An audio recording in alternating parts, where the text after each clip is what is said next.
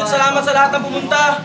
Sa kanan ko, kaliwa pala, G-Sounds Family, Mr. Brown Production, magingay para kay Oliver.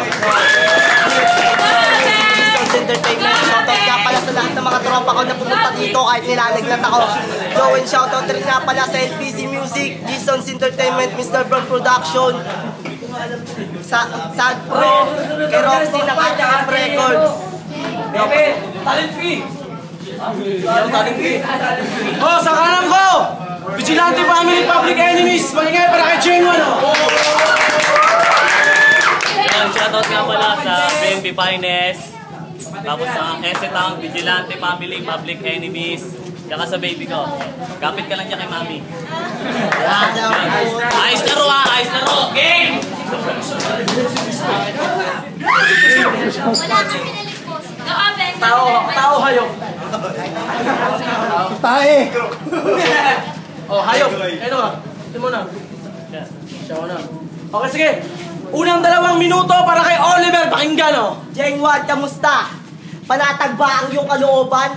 Masaya ka ba nang malaman mo ako ang iyong makakalaban? Isang batang baguhan. Alam kong yan lang ang tingin mo sa akin. Pero mas alam nating lahat na 2 beses kang dinalo, binaboy, ng mas baguhan pa sa akin. Kaya bakit ako matatakot sa'yo? Eh, isa ka lang naman dakilang bobo. Sa pangalawang battle niyo ni Simple Prime, naawa lang yung hurado sa'yo. Kaya ka binoto? Kasi nagdadrama ka na. Mali MMK yung tema. Mga sinulat mo, puro lamang kadramahan na sakit lamang sa tenga. Dapat hindi ka na sumali sa liga kung ganyan lang rin ang iyong ipapakita. Kung yung mga sinulat mo na yon, pinadala mo na lamang sa MMK, baka sakaling ikaw pa ay kumita. Kaya hindi ka na dapat magulat sa abilidad ko. Kasi para sa akin, silang naman yan, bubunan mo! Bubunan mo. Halata naman kasi natalunan to. Sa lahat ng mga vigilante family, ito lang ang pinakabobo. Nakikisali pa sa mga BNB, para lang makakilala ng iba't ibang tao. Ano? Dahil po wala ka ng pag-asang umangat, kaya ka sumasali sa iba't ibang grupo. Grupo. Kung alam nila, napakabalimbing ng tao na to. Kung alam nila, napakabalimbing ng tao na to. Sa 2 nagtirahan, siya rin yung nag-chorus, di ba't napakahalatado? Kaya paano ka aanin ng respeto? Kung pati ang sarili mo, tol, ay iyo mo na rin niluloko. Time. Unang banat para kay Genuine, pakinggan natin mga tol. Go! Ready na ba kayo? Yes! Ikaw, ready ka na ba?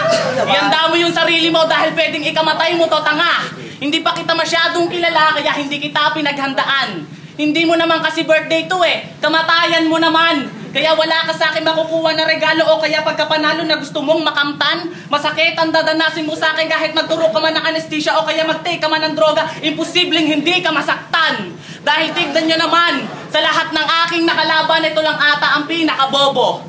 Kahit hindi ka pa magsimula o kaya magsalita, pero halata na sa mukha mo. Kung ayaw mo maniwala, tumingin ka sa salamin para malaman mo na rin kung si Jengwan pangit, ikaw din. Pero malamang magre-rebat ka, sabihin yan, ikaw ang tumingin sa salamin, di ba ikaw yung tunay na pangit, bakit di mo pa aminin? O di ba? Alam ko ang mga karakas lalo na pagdating sa ganyan, pero ewan ko lang sa tangang to kung alam niya yung ganyan. Kaya malamang, hihingalin to sa akin lalo't kung pabilisan pa. Baka nga kay Radius 1, hindi ka manalo ng takbuhan kahit lumpo na yung paa. Kasi mabagal ka. Pero hindi ko sinasabing ako yung pinakamabilis. Pero pag nakipagsabayan ka sa akin, baka hindi ka na sa ospital dali, kundi sa royalty dito sa Marcos Alvarez. Talagang mamamatay to sa akin. Kahit inyo bang sukatin, bara ko sa bara niya talagang hindi ito papalarin. Dahil kung titignan mo mga bara ko, hindi mo makikita talaga. Dahil sa sobrang bilis, kahit tamaan ng daples, imposibleng uminvest, mapi-first blood ka talaga. Kaya gunggong, magtago-tago ka na.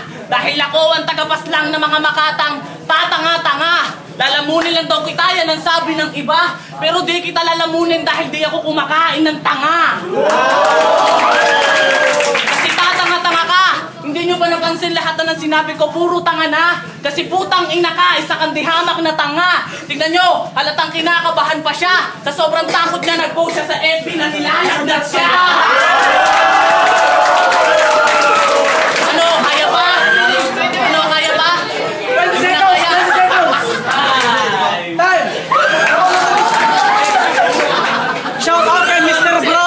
Lap trip sa likod ko. Pangalawang banat. Kay Oliver. Ito, mahinang klase ito si Jengwan kumpara sa mga hinahangaan ko. Delikado ka daw kalaban, sabi ng iilan, pero di ako kinabahan, bro. Bawat atake ko, may tutumba. Ganun ako kalakas. Bawat atake mo, di ako matibag. Dahil ganun ako katigas. Ikaw yung rapper na ang utak ay nasa talampakan. Kaya ang salitang kabubuhan ay ginawa mo ng libangan. Wala ka pang pangalan, Jengwan, na niyaambag sa kultura, di ba? Kung matagal ka na talaga sa larangan, bakit nagpatalo ka sa baguhan?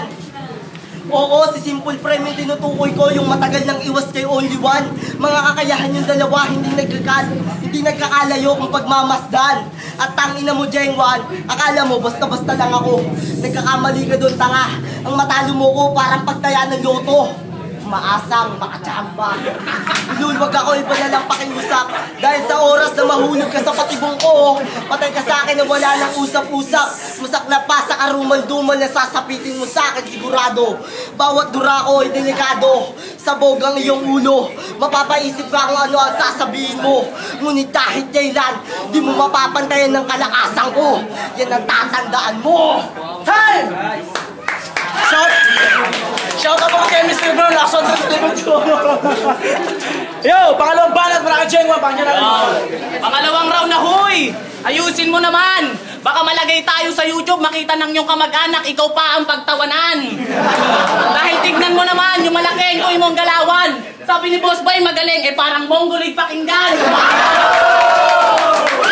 Siguro inaantay na ng karamihan na ako ay magmalalim. Ito na ang panahon para sakupin ang liwanag ng kadilimang malagim. Dahil ang mga bara ko parang bagyo na di makita ng pag-asa. Wala sa alpabeto ang pangalan kahit pa na pag-aralan di rin matutukoy ng iba.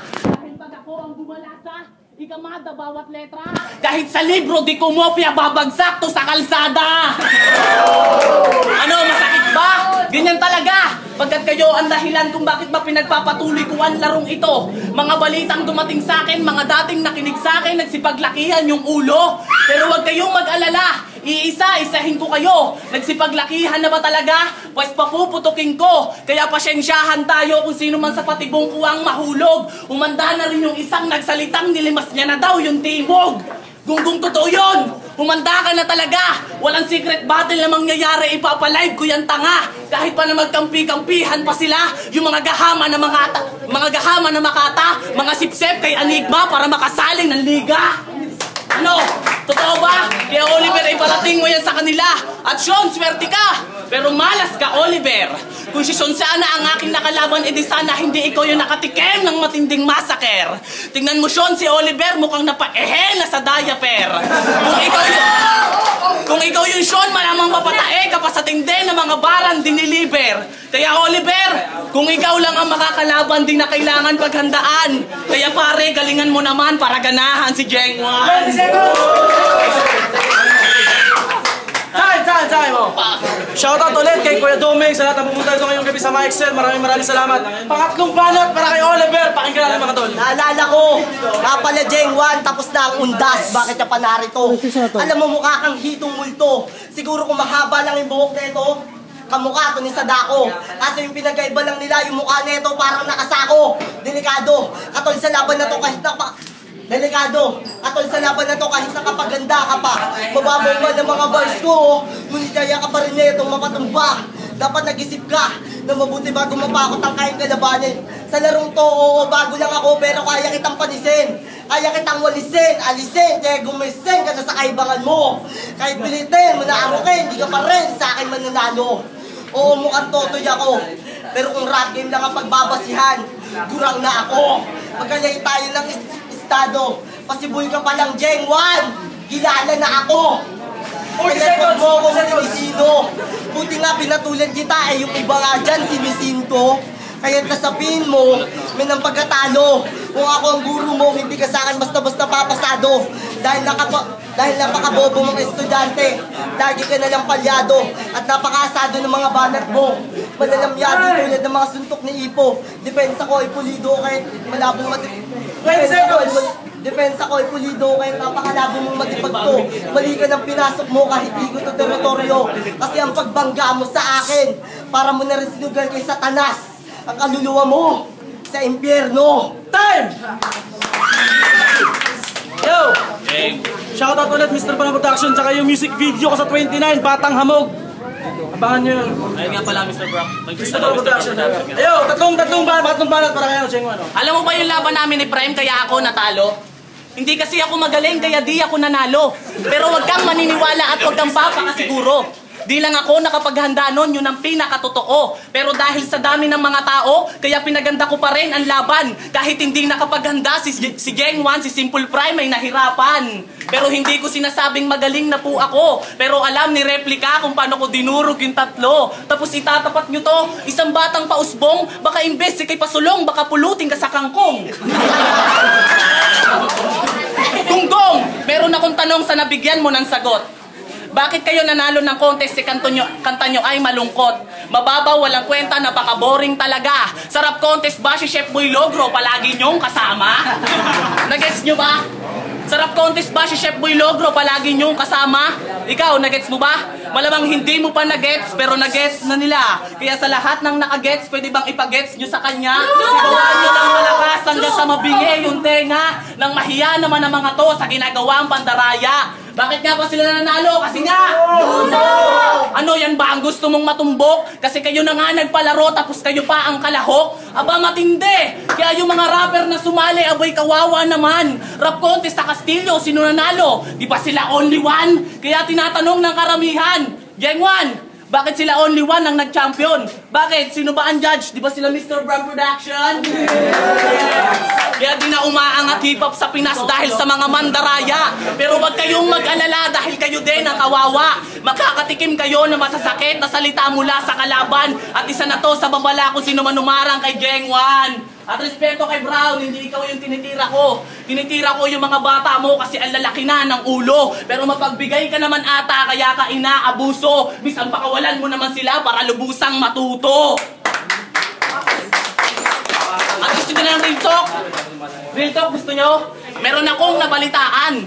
Si Oliver nabanatan sa gawaran noong October 31. Gusto nyo malaman? Gusto nyo malaman kung ano ang dahilan? Dalawa daw kasi syota niya. Tapos pinuntahan niya yung isa. Pero hindi mo ba alam gunggong na siniset-up ka na? At ang masakit pa, yung nagpabanat sa kanya, walang ibang kasabwat kundi yung mahal niya. Ano masakit pa? Pero hindi dahil sa nagsiselo siya. At di rin dahil sa may mahal ka pang isa. Galit siya sa araw-araw mong pagpunta dahil ultimo pamasahe mo na lang hinihingi mo pa sa kanya. Judge,